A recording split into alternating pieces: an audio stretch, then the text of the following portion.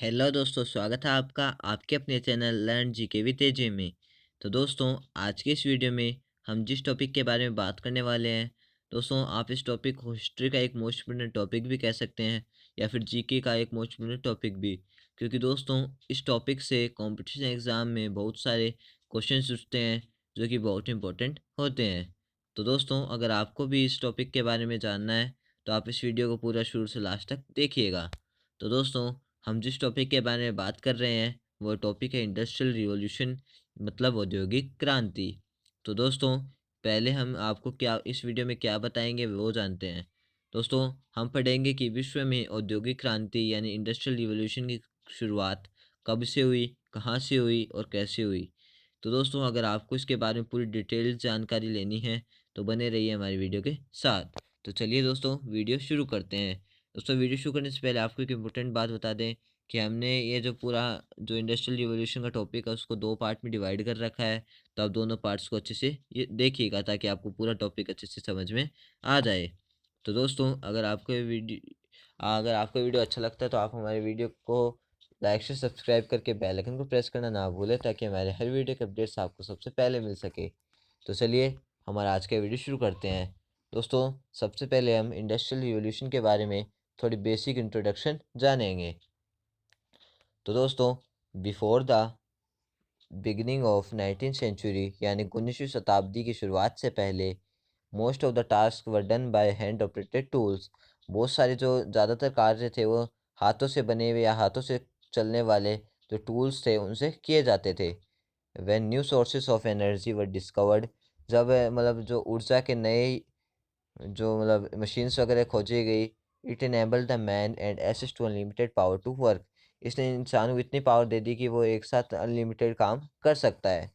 दोस्तों, steam power, internal consumption, gas etcetera were sequential steps towards development. दोस्तों, ये जो स्टीम पावर था, ये जो न्यूक्लियर कंजप्शन था, गैस था एक्सेट्रा, ये सारी जो भी चीज़ें थी ये मतलब एक धीरे धीरे उसके डेवलपमेंट यानी विकास की तरफ हमारे कदम थे। दोस्तों, ये इसी से जो न्यूक्लियर एनर्जी थी इसकी खोज हुई या फिर इसकी शुरुआत हुई। दोस्तों, India had a rich tradition of small scale industries where high grade steel with the help of iron and furnace even during ancient times. दोस्तों, भारत जो था वो मतलब छोटे छोटे उद्योगों का, छोटे छोटे इंडस्ट्रियों का पहले से ही भारत में एक रिच ट्रेडिशन यानी एक अच्छा खासा संस्कृति चली आ रही थी। दोस्तों, जिसमें इंडिया जो था वो खुद ही एक हाई ग्रेड स्टील बनाता था, किसके हेल्प से, आयरन की हेल्प से। दोस्तों, ये भी एक इम्पोर्टेंट बात है क्योंकि ये पहले के एंशियंट टाइम्स में ये बनाई जाती थी, क्योंकि पुराने ज़माने में बनाई जाती थी जब तक मशीनों की खोज भी नहीं हुई थी। दोस्तों, the iron pillar at Delhi is a live example of high quality of metallurgy in ancient India. दोस्तों, ये जो आयरन पिलर है वो जो दिल्ली में है वो एक भारत की जो जो भी मतलब धातु का व्यवसाय या फिर लोहे का व्यवसाय वगैरह जो भी होता था एंशियंट टाइम में उसका एक ग्रेट एग्जाम्पल है। दोस्तों, with its age-old expertise in construction of dams and bridges। दोस्तों, भारत के पास मतलब ऐसा पुराना अनुभव था किसका, डैम बनाने का और मतलब ब्रिज बनाने का यानी पुल बनाने का और ये जो बांध बनाने का इनका पुराना एक्सपीरियंस था। India has played a important role in providing fundamental infrastructure to industries and in showing a way forward for the whole world। दोस्तों, इंडिया जो है उसने एक इम्पोर्टेंट रोल एक प्ले करा यानी इम्पोर्टेंट किरदार अदा किया किसमें, जो इंडस्ट्री का जो पूरा स्ट्रक्चर था उसमें बनाने में कि वो इंडस्ट्री कैसी होनी चाहिए या फिर उसका पूरे वर्ल्ड में उसके बारे में बताने के लिए इंडिया ने एक बहुत इम्पोर्टेंट रोल प्ले करा। दोस्तों, इसका भी एक एग्जांपल लेते हैं। The Ram Setu between Sri Lanka and India was built thousands of years ago। दोस्तों, जो राम सेतु बना था रामायण के टाइम पे, जो श्रीलंका और इंडिया को कनेक्ट करता है वो थाउजेंड्स ईयर्स अगो पहले बना था, यानी हज़ारों सालों पहले बना था। फिर भी वो डैम बनाने की जो भी उसका मेथड वगैरह है वो सारे हमारे एंशियंट डिस्क्रिप्शन यानी हमारे पुराने वेद पुराणों में मिलता है। तो दोस्तों, ये भी एक अचीवमेंट है कि इंडिया ने पहले ही हज़ारों साल पहले डैम बनाने की विधि सीख ली थी। India was home to an advance system of agriculture, trade and commerce. दोस्तों, इंडिया जो था वो एक मतलब एडवांस सिस्टम का मतलब एक गुरु मान सकते हैं आप, उसको घर मान सकते हैं। किसका? खेती का या फिर व्यापार या व्यवसाय का। Even before the 19th century, 19वीं शताब्दी से पहले भी। ऑन द कॉन्ट्रेरी, यानी इसके विरोध में या फिर इसके विपरीत, the so developed country have started their journey towards development only from 19th century. तो दोस्तों, इसके विपरीत जो अपन जो अभी जो जिन देशों को भी डेवलप्ड कंट्रीज़ का दर्जा मिला है, वो उन्होंने भी अपनी डेवलपमेंट है या फिर अपनी जो विकास की तरफ जो कदम बढ़ाए थे वो 19th सेंचुरी के बाद ही हुआ था। तो दोस्तों, इंडिया तो उससे पहले से ही डेवलपमेंट की तरफ अग्रसर था। तो चलिए अब ये जानते हैं कि इंडस्ट्रियल रिवॉल्यूशन का मीनिंग क्या होता है।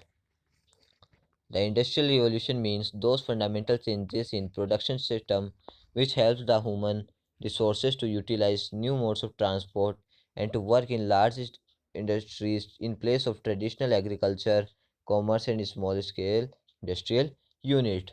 तो दोस्तों, जो इंडस्ट्रियल रिवॉल्यूशन है या फिर औद्योगिक क्रांति है, उसका मतलब है कि जो हमारे काम करने का उत्पादन क्षम सिस्टम जो भी है हमारा, उसके अंदर मतलब एक चेंज जो ह्यूमन रिसोर्सेज जितने भी होते हैं, यानी मानव के जितने भी ये रिसोर्सेज वगैरह होते हैं उनको यूटिलाइज करने में, यानी जो पुराने जो हैंड ऑपरेटेड टूल्स थे उनको एक न्यू मोड्स ऑफ ट्रांसपोर्ट में कन्वर्ट करने के लिए। क्योंकि दोस्तों, इससे काम भी ज़्यादा होता है और टाइम भी कम लगता है। तो दोस्तों, इसका मतलब है कि कोई भी टूल्स को यूटिलाइज करना न्यू मोड्स ऑफ ट्रांसपोर्ट में या फिर किसी भी लार्ज इंडस्ट्री में काम करना। किसकी जगह? ट्रेडिशनल एग्रीकल्चर की जगह, यानी जो सांस्कृतिक खेती चलती आ रही है उसकी जगह, या फिर कोई भी व्यापार वगैरह चल रहा है उसकी जगह, या फिर कुछ छोटे छोटे उद्योग है उसकी जगह, यानी छोटे उद्योगों की जगह बड़े उद्योगों में काम करना। The term industrial revolution was used by Georges Michel of France and Friedrich Engels from Germany। तो दोस्तों, ये जो इंडस्ट्रियल रिवॉल्यूशन ये जो वर्ड था ये सबसे पहले किसके द्वारा यूज़ किया गया था? जॉर्जेस मिकल जो फ्रांस के थे और चैड्रिक एंगम जो जर्मनी के थे। दोस्तों, ये भी इंपॉर्टेंट पॉइंट है, किसी भी एग्जाम में क्वेश्चन आ सकता है कि इंडस्ट्रियल रिवॉल्यूशन या औद्योगिक क्रांति जो शब्द है उसको सबसे पहले यूज़ किसने किया था। Arnold Toynbee has said in his book Lecture on Industrial Revolution that it was not a sudden development, rather a change which took place over a long duration। दोस्तों, जो आर्नोल्ड टॉयनबी है इन्होंने भी अपनी book में कहा है। दोस्तों, सबसे पहले जानते हैं इनकी बुक कौन सी थी? Lecture on industrial revolution. दोस्तों, इन्होंने कहा है कि ये जो इंडस्ट्रियल रिवॉल्यूशन हुआ है ये कोई एक तरह से अचानक से कोई चेंज नहीं हुआ है। इसको चेंज होने में बहुत सारा टाइम लगा है, मतलब धीरे धीरे धीरे धीरे धीरे धीरे करके ये चेंज हुआ है। According to historian G.W. Southgate, Industrial Revolution was the change in industrial system in which power-driven machine came in use in place of handicraft, and there were a change in organization of industries। तो दोस्तों, एक मतलब एक historian थे कौन? G.W. Southgate. दोस्तों, इनके अनुसार जो इंडस्ट्रियल रिवॉल्यूशन है वो मतलब इंडस्ट्रियल सिस्टम यानी औद्योगिक जो भी सिस्टम होता है उसके अंदर ये चेंज है कि जो पहले हाथ से मतलब जो भी काम किए जाते थे या फिर जो भी मतलब छोटे छोटे उद्योग था उनकी जगह एक मतलब पावर ड्राइवन मशीन यानी जो बिजली से चलने वाली मशीनें आ गई या फिर लार्ज इंडस्ट्रीज आ गई। तो दोस्तों, कई स्टोरियंस ने इसके बारे में अपनी अपनी राय दी थी कि इंडस्ट्रियल रिवॉल्यूशन क्या होता है। तो दोस्तों, उसमें से हमने आपको सबकी डेफिनेशन बता रहे हैं। Production from the home gave way to production in factories. तो दोस्तों, जो प्रोडक्शन या फिर उत्पादन घर पे किया जाता था उसको अब फैक्ट्रीज में किया जाने लगा। और दोस्तों, पहले मतलब जब जो घर पे जो प्रोडक्शन किया जाता था यानी उत्पादन किया जाता था वो बहुत कम होता था, पर जब फैक्ट्रीज में इसका उत्पादन होने लगा तो वो बहुत ज़्यादा होने लग गया। Historian C.G. Hazen believes that mechanisation of small scale industries is called industrial revolution. दोस्तों, एक हिस्टोरियन थे C.G. हेजन, ये मानते थे कि जो स्मॉल स्केल इंडस्ट्रीज थी यानी जो छोटे छोटे उद्योग का जो मैकेनिज्म हुआ या फिर उनके में एक ऐसा चेंज हुआ कि वो लार्ज स्केल इंडस्ट्रीज में कन्वर्ट हो गए, उसी को इंडस्ट्रियल रिवॉल्यूशन माना जाता है। तो चलिए नेक्स्ट जानते हैं। According to Davis. दोस्तों, हम यहाँ पे आपको कई स्टोरियंस के राय बता रहे हैं कि वो क्या मानते हैं कि इंडस्ट्रियल रिवॉल्यूशन क्या है। अकॉर्डिंग टू डेविस यानी डेविस के अनुसार industrial revolution means those changes which made it possible to give up all tools of manufacturing and switch to production of goods in factories.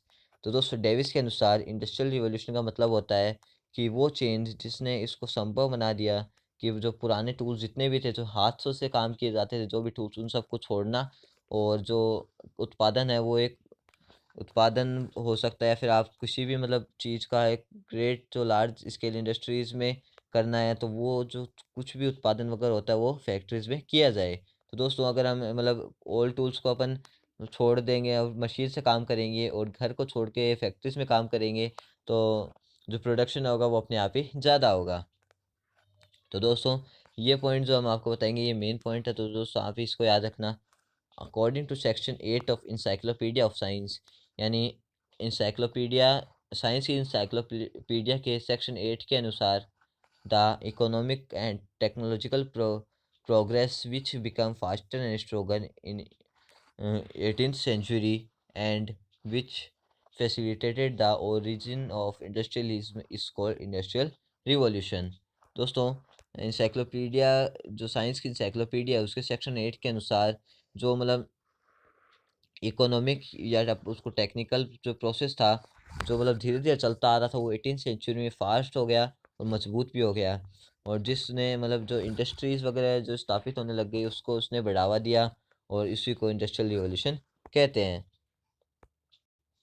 It can industries revolution means economic system which has come out of the state of low production and low level of development. तो दोस्तों कि ये industrial revolution का मतलब होता है कि मतलब जो कोई भी इकोनॉमिक सिस्टम जो मतलब जो स्टेट्स होते हैं, इन छोटे छोटे जो भी स्टेट्स होते हैं, उन सब में से जो थोड़ा थोड़ा प्रोडक्शन या फिर थोड़ा थोड़ा डेवलपमेंट होता है उसको एक साथ बड़ा करना। And has entered the modern industrial era. तो जो वो थोड़ा थोड़ा जो प्रोडक्शन करते थे उनको बढ़ाने के लिए उनको इंडस्ट्रीज़ में कन्वर्ट करना। This modern industrial era has helped in increase production, better lifestyle, increase per capita income। तो दोस्तों जो इंडस्ट्रियल एरा था यानी औद्योगिक जो क्रांति का जो समय था, वो किस में मदद करा कि कोई भी मतलब उत्पादन में मदद करा, बेटर लाइफस्टाइल या लोगों की जीवन शैली सुधारने में इसने मदद करी, और इंक्रीज पर कैपिटा इनकम यानी जो नेशंस की इनकम होती है, यानी हमारे जैसे कोई भी देश की जो भी कमाई होती है उसको बढ़ाने में भी इसने मदद करा। All this changes help profound impact on people, society and country. तो दोस्तों ये जो जितने भी चेंज हुए इंडस्ट्रियल रिवॉल्यूशन के दौरान, उन्होंने ग्रेट इम्पैक्ट डाला, किस पे, ग्रेट प्रभाव डाला इंसानों पे, जो समाज होता है, फिर पूरे देश पे। और दोस्तों ये जानते हैं कि जो इंडस्ट्रियल रिवॉल्यूशन हुआ उसके बाद क्या चेंज हुए।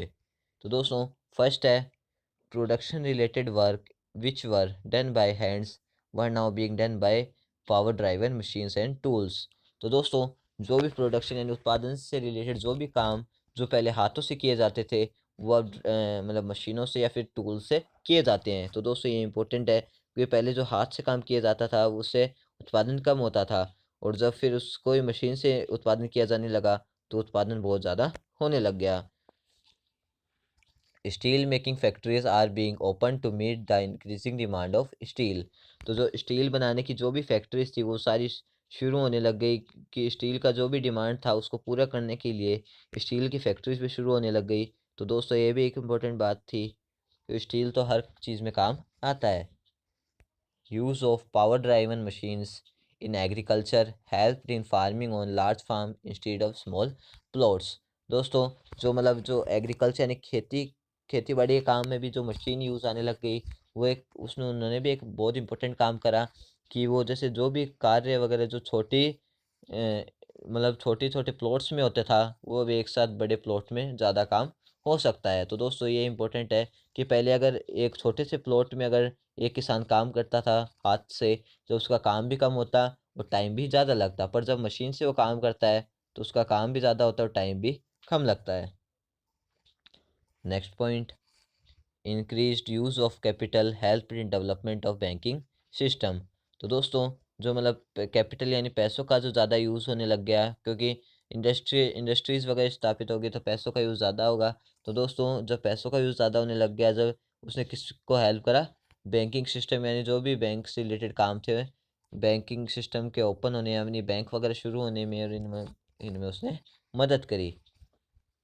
Next point, steam engine and aeroplane brought fundamental changes in transportation, यानी जो स्टीम इंजन थे और एरोप्लेन थे, उन्होंने जो मतलब ट्रांसपोर्ट का जितना भी जो काम था उसमें बहुत इम्पोर्टेंट रोल प्ले किया। क्योंकि दोस्तों पहले जो मतलब बैलगाड़ी वगैरह या बैलगाड़ी घोड़ा गाड़ी वगैरह ये चलती थी, इससे काम धीरे होता था। और जैसे अब एक साथ एरोप्लेन आई या फिर ट्रेन आई तो उससे काम जल्दी होने लग गया। An organise system of trade developed to grow international trade. तो दोस्तों ये जो मतलब ज़्यादा उत्पादन होने लग गया तो ये मतलब इंटरनेशनल ट्रेड में भी यानी अंतर्राष्ट्रीय व्यापार में भी ये मदद करने लग गया कि जो मतलब अगर प्रोडक्शन ज़्यादा होगा तो इंटरनेशनल ट्रेड भी ज़्यादा होगा। Next point, theory of less human labour and maximum production was being applied.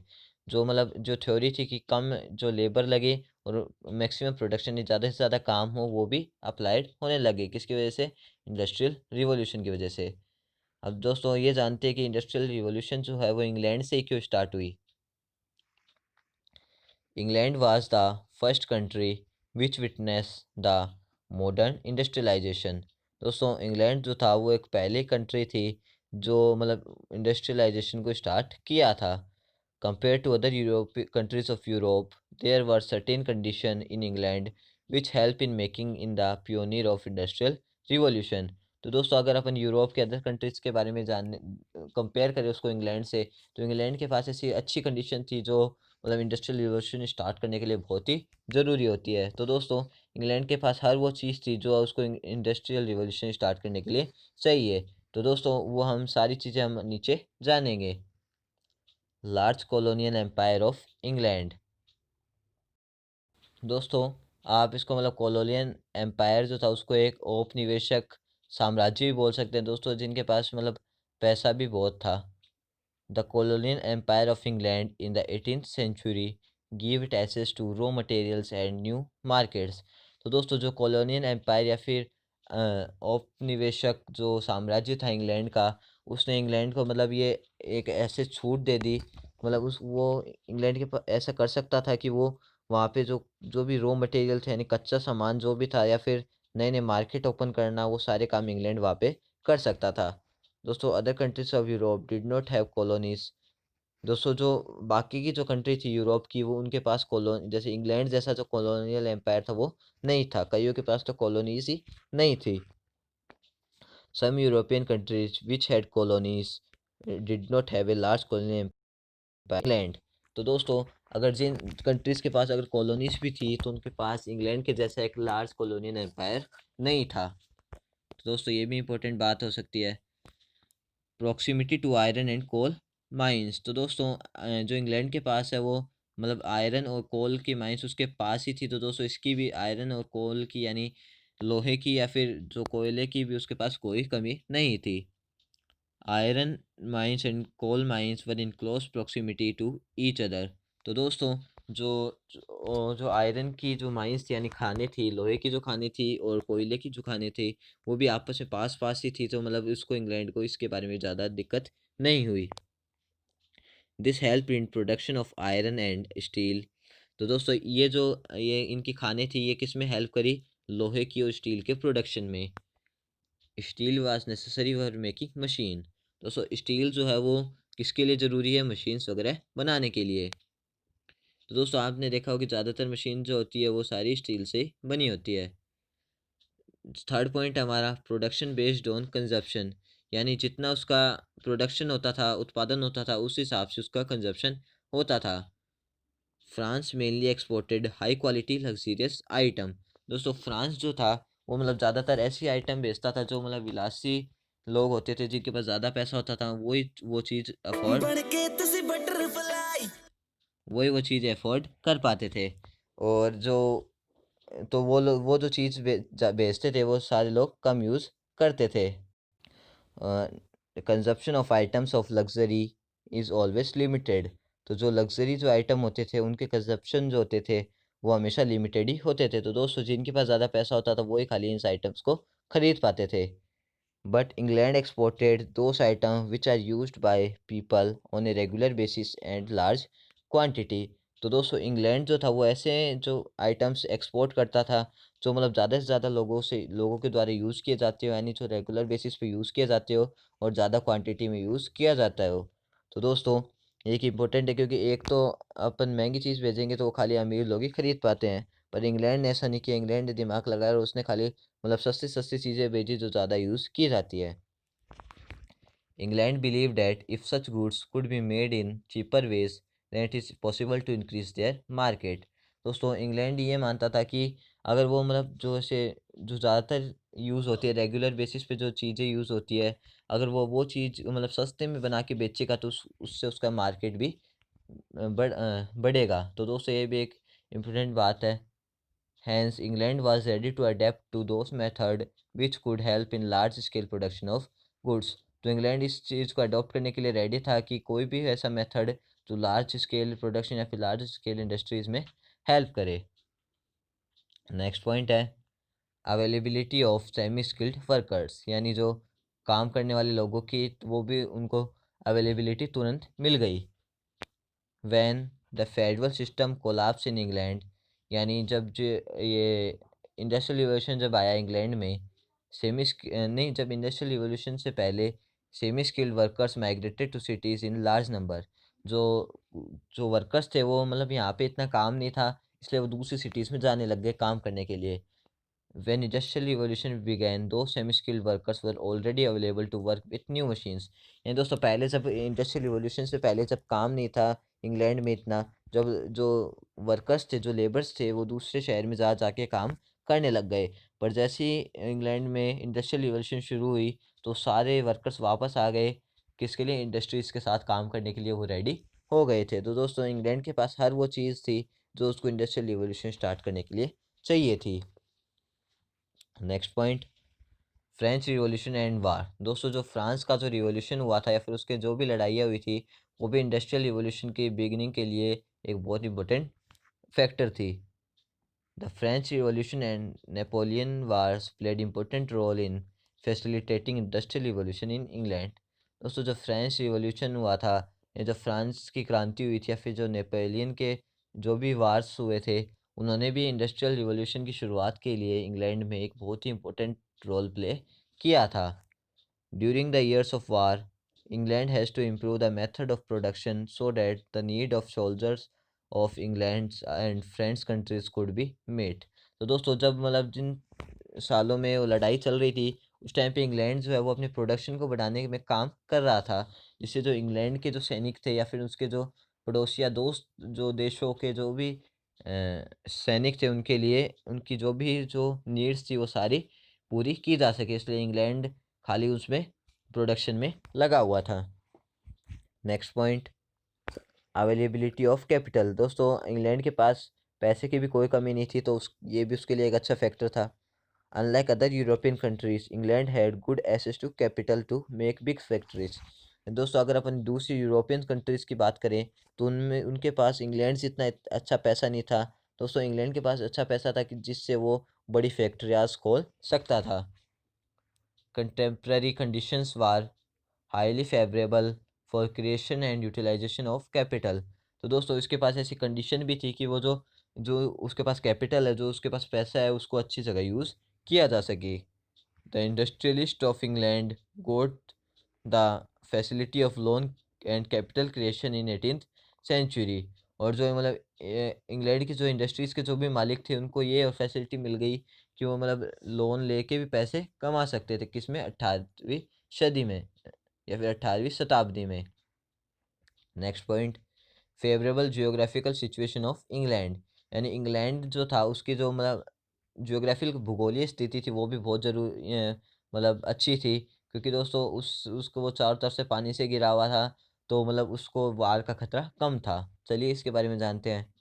The geographical location of England was ideal for commercial perspective. दोस्तों व्यापार के दृष्टि से अगर अपन देखें तो जो इंग्लैंड का जो भी मतलब जो लोकेशन थी, भूगोलीय स्थिति थी, वो सारी मतलब इंडस्ट्रियल रिवॉल्यूशन के लिए एक आदर्श स्थिति थी। England is surrounded by ocean and hence is protected from external attacks. जो इंग्लैंड जो था वो मतलब ओशन से यानी सागरों से समुद्रों से ढका हुआ था, तो मतलब इसको जो भारी आक्रमण जो होते थे उनका खतरा नहीं था। Thus, England was safe from war-related losses and was in position to carry on industrial development। तो जो इंग्लैंड था वो मतलब जो लड़ाई या फिर जो युद्ध वगैरह होते हैं उनसे जो भी नुकसान होता है तो उससे वो बचा हुआ था। तो मतलब वो लॉस उसके नहीं हुआ, और उसने उस टाइम पे जिस टाइम पे अदर कंट्रीज थे वो सारे युद्ध में लगे हुए थे, तो इस टाइम पे जो इंग्लैंड है इसने अपने जो इंडस्ट्रियल डेवलपमेंट है, यानी औद्योगिक जो उसका विकास है उसके लिए कार्य करता रहा। तो चलिए हमारे नेक्स्ट पॉइंट की तरफ बढ़ते हैं। हमारा नेक्स्ट पॉइंट है the agriculture revolution in England also help in increasing industrial development. तो दोस्तों जो इंग्लैंड में एग्रीकल्चर रिवॉल्यूशन हुआ था यानी जो कृषि क्रांति हुई थी, वो भी मतलब उसने भी इंडस्ट्रियल रिवॉल्यूशन के डेवलपमेंट में एक बहुत ही इंपॉर्टेंट काम किया था। तो चलिए हमारे नेक्स्ट और लास्ट पॉइंट की तरफ बढ़ते हैं। हमारा नेक्स्ट पॉइंट है इनकरेजमेंट टू साइंटिफिक इन्वेंशन। तो दोस्तों ये जो इंग्लैंड था ये मतलब कोई भी जाति वगैरह के आधार पर जो भेदभाव नहीं करता था, ये खाली साइंटिफिक इन्वेंशन को ज़्यादा बढ़ावा देता था। अनलाइक अदर यूरोपियन नेशन यानी दूसरी यूरोपियन कंट्रीज़ के जैसे मतलब इनके कंपेयर में the scientist of England was free from religious and political interference. यानी जो अदर यूरोपियन कंट्री है उनसे अलग जो इंग्लैंड के जो साइंटिस्ट थे वो सारे कोई भी मतलब जातिवादी से अलग थे, यानी वहाँ पे कोई भी भेदभाव नहीं किया जाता था। Scientific institution were given great degree of encouragement. जो भी जो साइंटिफिक इंस्टीट्यूशन थे इंग्लैंड के वो सारे एक मतलब एक जो इंकरेजमेंट यानी उत्साह की एक अच्छी डिग्री देते थे। This help in new invention England, जो कि मतलब इंग्लैंड में एक नए आविष्कारों के लिए इम्पोर्टेंट था। तो दोस्तों हमारा आज का ये पार्ट यहीं ख़त्म होता है। आपको अगर दूसरा पार्ट भी इसका देखना है तो आप हमारे चैनल पे बने रहिए। दोस्तों आप हमारे चैनल को लाइक से सब्सक्राइब करके रख लीजिए, क्योंकि अगर आप हमारे चैनल को सब्सक्राइब करके बेल आइकन को प्रेस कर लेंगे तो दोस्तों आपको हमारे अगले वीडियो की अपडेट सबसे पहले मिल सकेगी। तो दोस्तों मिलते हैं नेक्स्ट वीडियो में, तब तक के लिए जय हिंद जय भारत।